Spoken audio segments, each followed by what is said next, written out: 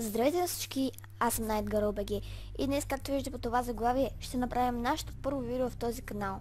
Като начало искам първо да ви кажа, че главното нещо, което ще правя в този канал е да ви обяснявам неща, които вие не разбирате.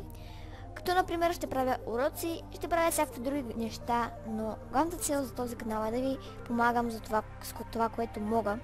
Като начало ще ви покажа как се работи с Bandicam. Повечето от вас сигурно снимат клипове и не знаят точно как се работи с тази лесна програма. Та днескашния епизод ще разберете точно как. Ако искате да разберете как да си изтеглите Bandicam, ще направя втора част на този клип. И да, сега, като начало, това е менюто на самата програма. Ето тук отгоре, както виждате, ето тук отгоре са изминалите минути от записването на вашия клип. А тук има едно, не знам точно как се нарича, лента или не знам точно как се нарича, чрез което може да направите какъв тип да бъде вашия клип. Като например искате да бъде геймплей, той записва само игри, използващи DirectX. Това контролерче е за игри, а това записва десктопа или веб видео. Когато имате веб камера, ето тук ще ви излезе една камерка, веб камера. Не я натискате, но за момента аз нямам веб камера и няма как да ви демонстрирам. Така, тук може да отворите вашата папка с клипове. Тук може да направите един скриншот. Тук пускате и спирате клипа, а тук паузирате. Така можете да го дигате нагоре и надолу. Да. Сега, общи. Аз съм сега на български, ако сте на английски, те са по същия начин наредени. Така, общи. Така, опциите можете тук да направите къде да се намира вашия клип или къде да се вписват вашите клипове. Натискате на това многоточие и се избирате навсякъде, където искате. Можете направо навсякъде. Или просто натиснете от фули и отново ще ви се покаже от тази папка.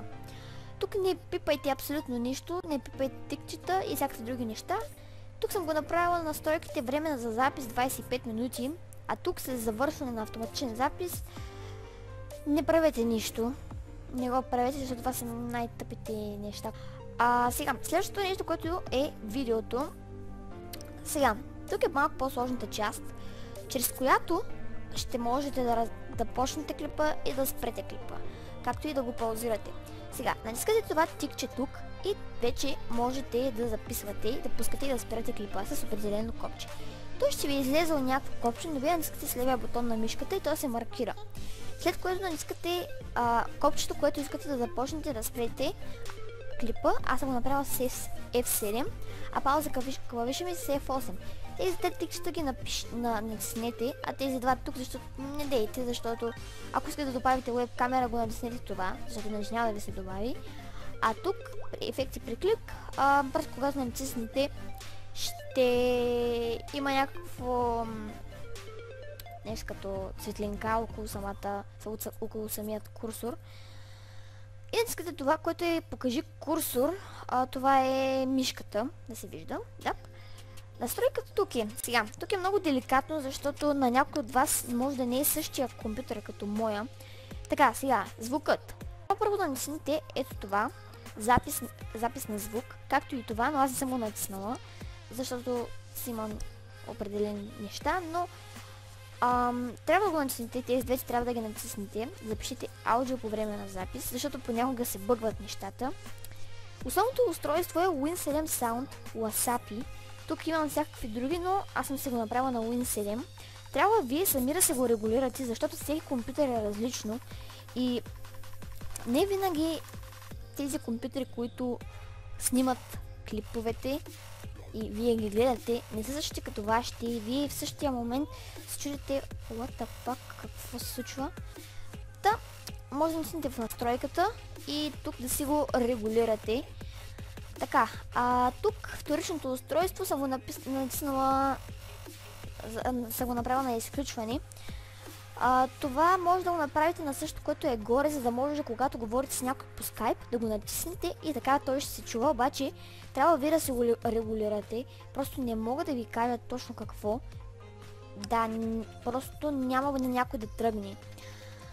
Тук не ви трябва да го барате, защото когато, например, го направя на Windows 7, смесване на звука, първичен, вторичен в една аудиописта, това трябва да го натиснете. Това не го натискате, защото когато натиснете Space и всичко отива на кино, нали, така. Това е за звука, ако искате още веднъж, гледайте. Следващото нещо е уеб камерата. Ако се да сложите уеб камерата, както може и от тук да го сложите.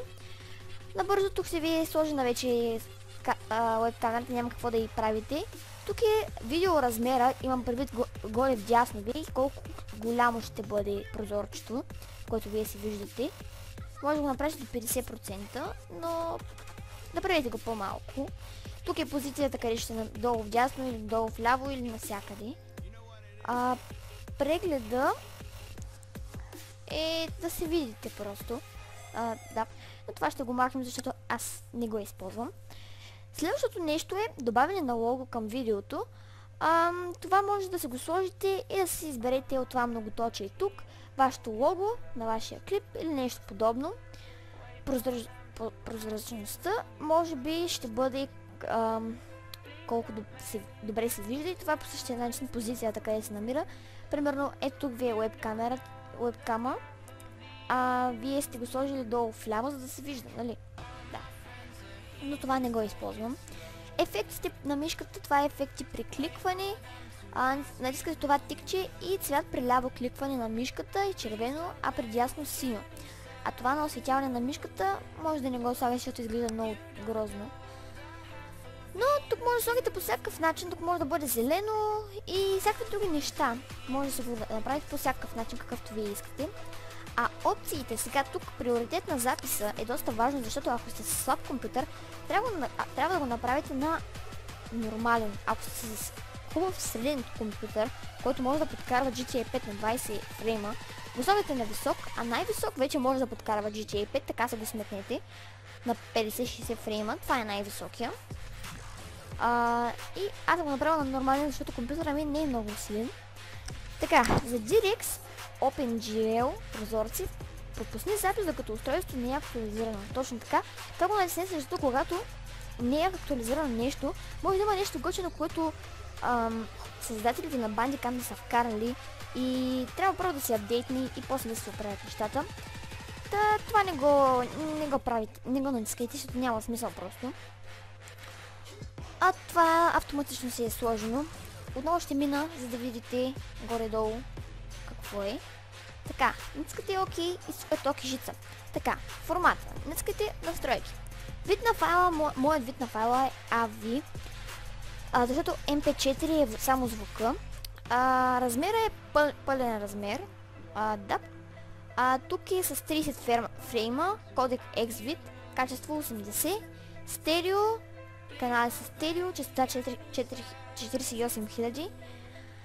Това всичко е на макс, просто не ви трябва да оправяте по друг начин. Това са моите настройки за видеото. За изображението можете всички се да ги сложите, вие си решавате, аз няма какво да ви казвам. F11 по същия начин, както регулирахте за управлението на пускане и спиране. Просто аз съм го направила на F11, защото просто така си беше направено. Формата GPG, високо качество, направете го на GPG, защото ще снимате с 720 пиксела.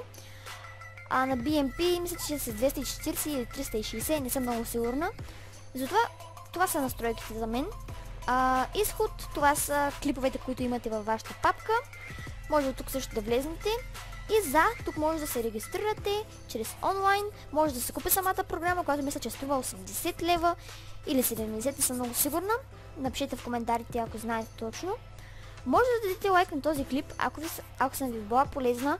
И ако искате да разберете как се изтегля самата програма, ще направя втора част на този клип. Само напишете в коментарите и всичко ще бъде токи жица. Друго, което мога да ви покажа, лесен трик мога да ви покажа, как снимам над 10 минути с нерегистрираната Bandicam. Снимам над 10 минути. Както виждате, в момента започнах на нов запис, защото 10 минути изтекоха до преди малко. Ами, аз ще обработя клипа и ще видите, че се съединявам клиповете, които са снимани. И така ще се направя клипът над 10 минути. Много от вас сигурно се чудят как, но не съм я кракнала. И да, това е. Тук можете да направиш един трик, да натиснете ето това, тази точка или малко теренце, не знам точно. Натискате го и... къде се намира това? Това се намира в вашата лента ето тук. И го натискате. И вуала! Защото ще бъде много безинтересно, когато примерно снимате клип и да ви се виждате с коя програма снимате. Пък някои хора не забелязват, че тук се снима. И ето, оп, оп, оп, оп. И да, това е. Така хора, надявам се клипа да ви е харесал, дано съм ви помогнала по някакъв начин. Ако е така, дайте лайк, ако искате да се абонирайте и може да напишете, съжалявам, че се повтарям, но може да напишете в коментарите дали искате да направя втора част на този клип. Да, това беше от мен, аз бях NightGirlBG и до скоро, благодаря, че бяхте с мен.